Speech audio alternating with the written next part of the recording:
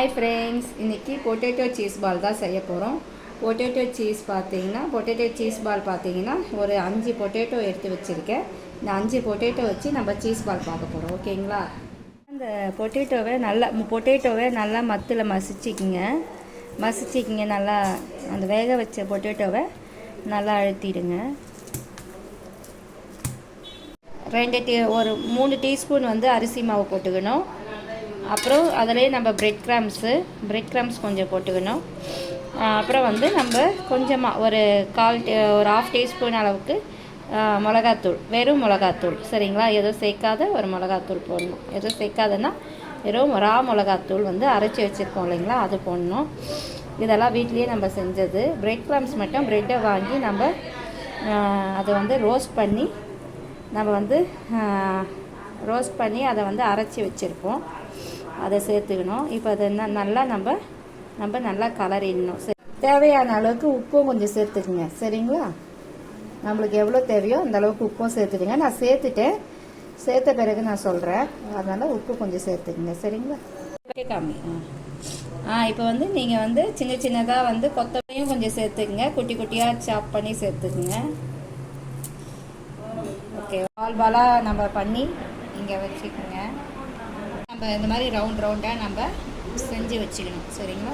நான் இதில் கோதுமை மாவு கலந்துருக்கேன். இதில் கோதுமை மாவு ப்ளஸ் கார்ன்ஃப்ளவர். இது கார்ன்ஃப்ளவர் இது ஒரு 2 டீஸ்பூன் கலந்துக்குங்க. இதை 2 டீஸ்பூன் கலந்துட்டு இப்போ நம்ம இது நம்ம கொஞ்சம் தண்ணியாக நம்ம இதை மிக்ஸ் பண்ண போகிறோம், சரிங்களா? இப்போ பாருங்கள், இதை கொஞ்சம் நான் தண்ணியாக மிக்ஸ் பண்ணிக்கிறேன். தண்ணி போட்டு கொஞ்சம் தண்ணியாக நம்ம அதில் டிப் பண்ணி எடுக்கிற அளவுக்கு நம்ம எண்ணெயை கடாயில் வச்சுட்டோங்க. எண்ணெய் ஊற்றிட்டு நம்ம என்ன செய்யணும், உங்களுக்கு எண்ணெய் கடலை எண்ணெய், அப்புறம் ரீஃபைண்ட் ஆயில், எந்த எண்ணெய்னாலும் நம்ம யூஸ் பண்ணிக்கலாம். இப்போ பாருங்கள், இந்த மாதிரி தட்டிட்டு சென்டரில் நம்ம சின்னதாக இந்த மாதிரி வச்சிடணும். வச்சுட்டு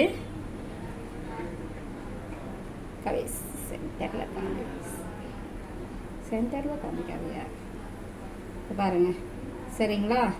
இது என்ன பண்ணோம்னா நம்ம இதை டிப் பண்ணணும். பிரெட் கிரம்ஸ் பக்கத்துலேயே வைக்க வேண்டியது. இதை நம்ம டிப் பண்ணிவிட்டு